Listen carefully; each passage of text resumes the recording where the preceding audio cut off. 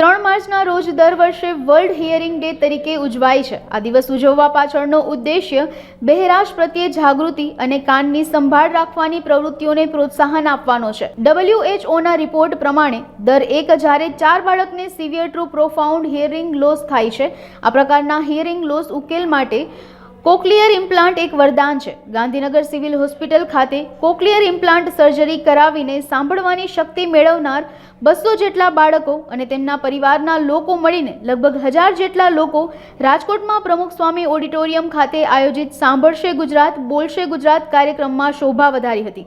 નાના ભૂલકાઓ માટે આયોજિત આ કાર્યક્રમમાં મુખ્ય અતિથિ તરીકે BCCIના પૂર્વ સેક્રેટરી નિરંજન શાહ ઉપસ્થિત રહ્યા હતા। આ અંગે પત્રકાર પરિષદનું પણ આયોજન કરવામાં આવ્યું હતું। મારું નામ દિલીપ દેશમુખ છે।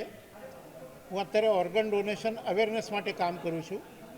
આજે વર્લ્ડ હિયરિંગ ડે છે, એટલે જે લોકોને સાંભળવાની અને બોલવાની ક્ષમતા નથી હોતી એવા લોકો માટે એક વ્યવસ્થા ગુજરાત સરકારે કરી છે। જન્મજાત જેમને સાંભળવાની બોલવાની ક્ષમતા ન હોય, જે આપણે દેશી ભાષામાં કહીએ તો જે બહેરા મૂંગા હોય એવા બાળકો માટે ગુજરાત સરકારે બહુ સરસ વ્યવસ્થા કરે છે। એમને જો કોક્લિયર ઇમ્પ્લાન્ટ કરવામાં આવે તો આવા બાળકો 6 વર્ષ કરતાં નાની ઉંમરના હોય તો સાંભળતા પણ થાય અને બોલતા પણ થાય, અને એ બાળકોની બધી જ વ્યવસ્થા ગુજરાત સરકાર નિઃશુલ્ક એટલે કે મફત કરે છે। 5 થી 7 લાખ રૂપિયાની આ ઇમ્પ્લાન્ટની વ્યવસ્થા ગુજરાત સરકાર મફત કરે છે। તારા ફાઉન્ડેશન ગાંધીનગર તરફથી એમને સ્પીચ થેરપીની પણ વ્યવસ્થા છે, એને હિયરિંગ એડ પણ આપવામાં આવે છે, અને આ બધી જ વ્યવસ્થા અત્યારે નાના બાળકો માટે મફત છે। આ વ્યવસ્થા દ્વારા નાની ઉંમરમાં જો આ ધ્યાનમાં આવે, આમ તો જન્મજાત હિયરિંગ ટેસ્ટ થઈ શકે છે। આ હિયરિંગ ટેસ્ટ સમય ધ્યાનમાં આવે તો 9-10 મહિનાના બાળકથી માંડીને 6 વર્ષના બાળક સુધી આ ટ્રીટમેન્ટ કરી શકાય, તો બહુ જ સારી રીતે બાળકો બોલતા પણ થાય અને સાંભળતા પણ થાય। એક સામાન્ય બાળકની જેમ જ જન્મજાત દિવ્યાંગ જન્મેલા બાળકો વ્યવહાર કરી શકે, સામાન્ય શાળા કોલેજમાં પણ ભવિષ્યમાં જઈ શકે।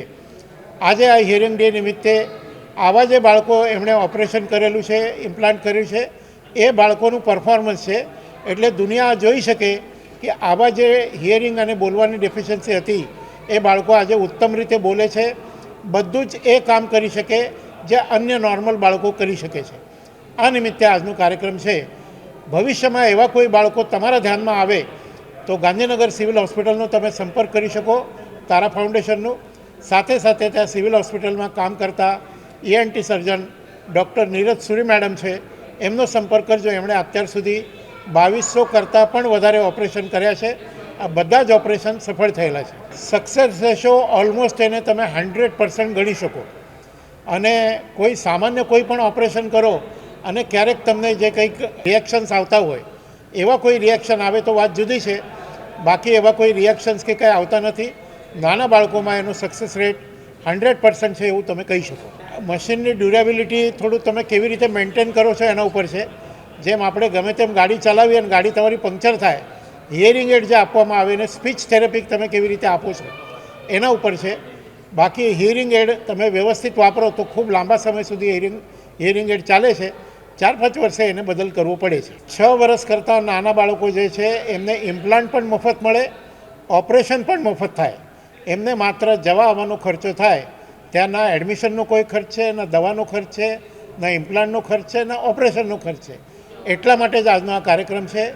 આવા કોઈ નાના બાળકો કોઈના પણ ધ્યાનમાં હોય કે જેમને આવી ડેફિશિયન્સી છે, એ કોઈ પણ PHC, CHC અથવા જિલ્લા હોસ્પિટલ દ્વારા એનો સંપર્ક કરીને આ બાળકોની સંપૂર્ણ નિઃશુલ્ક એટલે કે મફત સારવાર થઈ શકે છે। ગાંધીનગર સિવિલ હોસ્પિટલમાં એની ખૂબ ઉત્તમ સારવાર છે।